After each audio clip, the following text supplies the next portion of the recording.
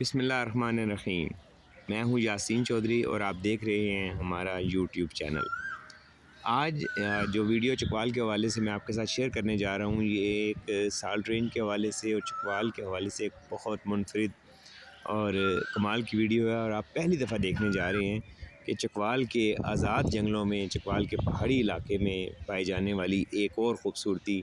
یہ ایک بنیادی طور پہ انتہائی شرمیلا پرندہ ہے، اس کو شائی برڈ کہا جاتا ہے، اور یہ عمومی طور پہ سامنے نہیں آتا ہے۔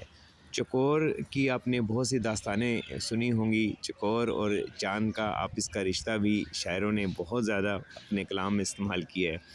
وہ تو کس حد تک حقیقت ہے، اس سے تو ہمارا کبھی پالا نہیں پڑا، لیکن اتنا خوبصورت ویو اور ایسا قدرتی نظارہ، یعنی ان چکوروں کو جنگل میں اپنی آنکھوں کے سامنے اتنی آسانی سے، اتنے آزاد طریقے سے اور اتنی بے فکری سے گھومتے ہوئے دیکھ پانا، یقیناً ایک بہت بڑی، آپ اسے خوشی کی بات بھی کہہ سکتے ہیں، اور ایک بہت بڑا قدرت کا دیا گیا موقع بھی کہہ سکتے ہیں۔